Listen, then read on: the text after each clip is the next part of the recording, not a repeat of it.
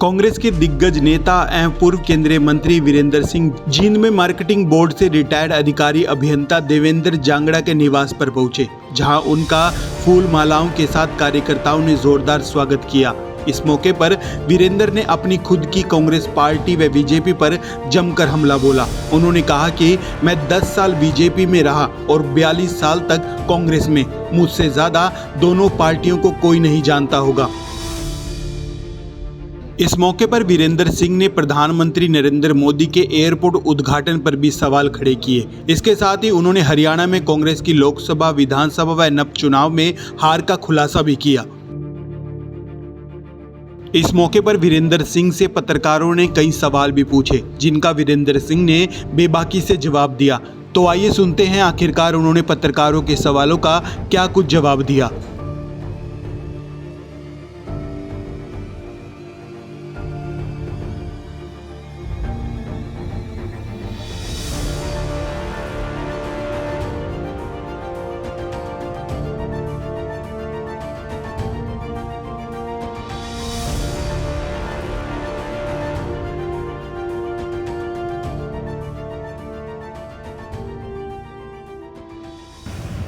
बीसियों साल हो गए इस एयरपोर्ट को बनते बनते, इनको पता नहीं बनेगा कि नहीं बनेगा। लेकिन ये कहते हैं डोमेस्टिक फ्लाइट शुरू होंगी, उसके बारे में भी जो डायरेक्टर जनरल सिविल एविएशन है उसके यहाँ से ये है कि अभी डोमेस्टिक फ्लाइट सिर्फ एक है, लेकिन इसको भी 2030 तक यानी फ्लाइट्स का नंबर बढ़ेगा और ये कह रहे हैं कि उस तक देखा जाएगा कि हम इसको इंटरनेशनल एयरपोर्ट की कैटेगरी में ले सकेंगे या नहीं ले सकेंगे। जिस पार्टी में 10 साल से संगठन ही ना हो, मैं तो 10 कम बता रहा हूँ, लोग तो कहते हैं 15-20 साल हो गए, तो अगर पार्टी में संगठन नहीं होगा तो सबसे बड़ी कमजोरी तो वही है। और आप कहते हो कि किसको जिम्मेवार मानते हो, सबसे बड़ी जिम्मेवारी तो यही है कि आपका संगठन नहीं है। इसीलिए तो 2500 आदमी एप्लीकेशन देते हैं और फिर बगावत करते हैं तो उसमें थोक में करते हैं तब क्योंकि उनका कोई पार्टी से संबंध नहीं होता, तो टिकट लेने के लिए आए हुए हैं।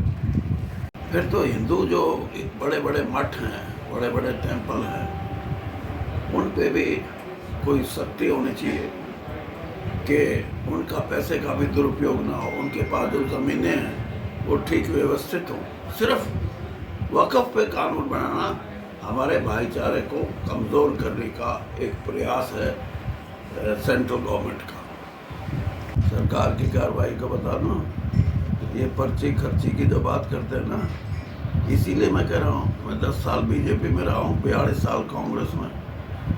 ये खर्ची पर्ची की व्यापक रूप अगर कोई देखना है तो इस सरकार में देखा जा सकता है और मैं इसको साबित कर सकता हूँ। ये बातें करने की बहुत आसान होती हैं। तो आप बताओ कितने, ये नहीं क्या बताएं आपको, हमारा जो इलाका है ना, इस देश में जितने पेपर लीक होते हैं अपने यहाँ से, उनमें काकड़ोद भी एक गाँव है। ये क्यों है? कहीं ना कहीं इसमें व्यवस्था में खोट है, और खोट इसलिए है कि जो प्रशासन है, प्रशासन की अगर कोई हैबिट बन जाए कि हम तो ऐसे ठीक है यार, कौन पूछता है, एक आध बार सस्पेंड हो लेंगे क्या, ये नहीं। प्रशासन को चुस्त दुरुस्त करने के लिए सरकार की नीयत अगर ठीक हो तो चुस्त दुरुस्त प्रशासन व्यवस्था होगी। तो कह रहा हूँ कि ये बहुत बड़ा रैकेट है और इसका सबसे बड़ा जो सप्लायर जिसको हम कह सकते हैं वो पाकिस्तान है। पाकिस्तान से जितना, और अब थोड़ी बहुत सख्ती भी हुई है, तो अब कोई ड्रोन से आने लग गया, कोई कैसे आने लग गया, तो इस पे तो पूर्ण तौर पे यानी सावधानी बरतने की जरूरत है। सावधानी में इसलिए कह रहा हूँ कि ये सिर्फ प्रशासनिक व्यवस्था का हिस्सा नहीं, इसमें और भी महानुभाव उनका मतलब ये समाज को तो बिल्कुल एक सबसे बड़ी एग्जाम्पल है। आज हरियाणा स्पोर्ट्स में नंबर 1 वन क्यों है और पंजाब क्यों पिछड़ गया? पंजाब के यूथ को खराब किया। और मैं ये कहता हूँ ड्रग्स, ये जो सिंथेटिक ड्रग आई हैं, इसका सबसे बड़ा दोष हम लोगों पे है, जो हम राजनीतिक लोग हैं। अगर इस चीज़ की लड़ाई नहीं लड़ी जाएगी तो पंजाब तो ज़ीरो हो ही जाएगा।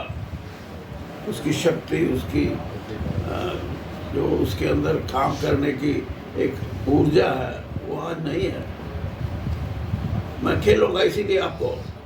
और हरियाणा में भी प्रवेश पूरा आहिस्ता आहिस्ता ड्रग्स का हो रहा है और इसके लिए सजग रहना बहुत ज़रूरी है।